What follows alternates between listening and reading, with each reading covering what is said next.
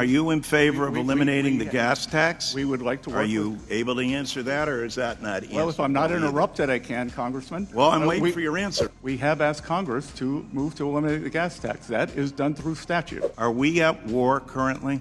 The conflict has been halted. So we're not at war. So our military is not involved. We're not at war. Again, if you would like for me to call the Secretary of War, I can ask. Are we at war or not? Thank you, and thank you, Secretary, for joining us here today. It's always kind of unusual when you start a hearing and are instructed what you can say or can't say in an open and free democracy. But having said that, you mentioned in your testimony core inflation a couple of times. What's the difference between core inflation and inflation? Many people believe, or it is in general, energy prices and food prices, which are much more fast-moving. And I would say that energy prices will roll down when this Iran conflict ends. So is gasoline considered part of core inflation? Yes, sir. It is. So those remarks, core inflation reflects gasoline prices. Core inflation, it reflects the underlying trend in inflation and whether that inflation has become endemic to the system as it did during President Biden's Has the war in Iran had anything to do with core inflation?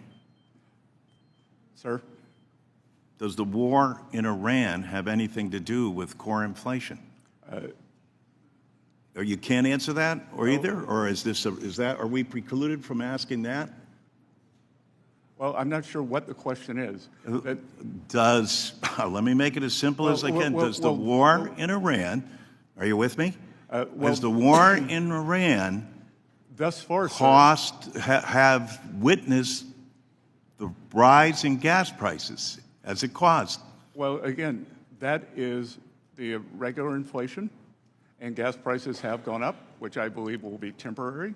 Gas prices have gone up, but you believe they're temporary. Core inflation has dropped 0.5% since President Trump came to office. Geez, you know, when I'm home in my district, I'm going to just tell those people, geez, you know what? You've missed this whole thing. Don't you understand core inflation?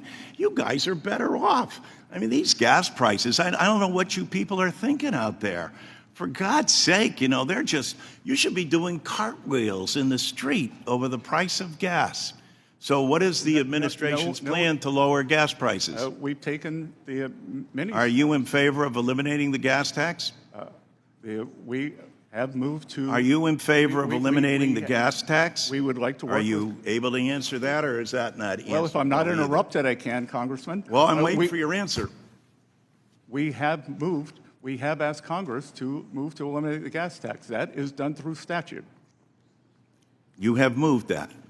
So you're in favor of eliminating the gas tax. We have asked for that. So we can join bipartisanly today because you're in favor to eliminate the gas tax. Again, the White House has asked for it, sir. They have? Why isn't it before the committee for a vote? I don't run the agenda. Well, it's good to hear that we're in favor of something that we can work on bipartisanly that will help relieve people who need it the most.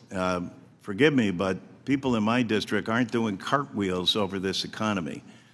They haven't seen the impact that you claim that they're all receiving. People hear a lot of rhetoric, et cetera, but that doesn't pay their grocery bills. That doesn't pay their heating costs. That doesn't put fuel in their tanks. That doesn't help them get through the day-to-day grind of their lives. And so coming here and filling us with platitude and telling us how grateful we should be to the Trump administration for everything that it's done, well, Congressman, is this war responsible for any of this? Congressman, food at home is up 2.5% since President Trump took office. Are we at war currently? Which is twice It Are we goes at up war twice that much currently? every year under the Biden administration. Are we at war currently? That the conflict has been halted. The conflict has been halted. So we're not at war. So our military is not involved. We're not at war. Again, if you would like for me to call the Secretary of War, I can ask. I'm the Secretary So of as part of the Treasury. administration and as part of this, we're not at war. How in God's name, if we can't answer any questions at all, and I don't know, maybe there were some special orders where we're not allowed to these questions or not, we ought to make that clear. Are we at war or not? I'm asking as relation to the cost of going up for oil and gas. That hasn't risen? Has it risen because of the war? It did rise because of the conflict, yes, sir. The conflict. So that's what we call it. Our people go into battle and lose their lives. Mr. in a Larson, your time has conflict. expired. Mr. Secretary, you were already heading there. As everyone here, I'm sure, knows, PCE, there's actually trimmed, which Kevin, new head of the Fed, prefers. There's actually 4 or 5 ways you do balancing on the calculations. So if any of you want joint economic, actually, we have a whole chart of how those calculations work. If anyone No, would sir, like it. those will be facts, and they're inconvenient. And food prices, food at home, has risen 2.5% since President Trump came into office. It averaged more than 5%. 5% under the Biden-Warren economy. And I've got a list here that President Trump posted, but no one wants to talk about it. Last year, all we heard was eggs, eggs, eggs. Eggs are down 90%. Avocados are down 19%.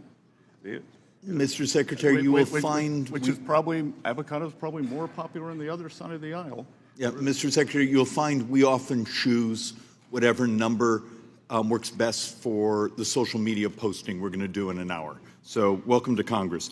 A conversation we've been having actually with some of your staff and some of the Ways and Means staff is something that often never comes up, but we're going to have to understand it and find a better way to document it. We calculate about 17% of the U.S. economy now is in the tax-exempt space. And within that space, those who receive the benefit of tax exemption, the basic concept is, here's the community good you're doing for not having to pay taxes. Okay.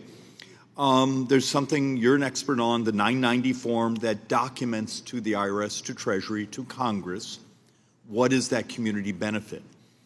I know your team has been working on this. I know some of the IRS team, we've been working on it. Is there a way to come up with a much more robust, universal form so we can understand, are these tax-exempt organizations meeting their societal obligation? And if they're not, we can help them meet that. But we don't have enough information today. It's a great question, Congressman. And there are many tax-exempt organizations. A large part of the economy are hospitals and healthcare services. So we should look whether they are meeting the needs and are, in fact, nonprofits. But your question in terms of what is going on with these nonprofits, the IRS has issued guidance for Form 990 that nonprofits, just as banks must KYC, know your customer, we are telling the directors of these foundations, of these institutions, you must know your grantee. So KYG. If your grantee if the money is being used for violent activities, you as a trustee, as a fiduciary, are in trouble. If it is being used to take away people's civil rights, you are in trouble and the nonprofit status is in jeopardy.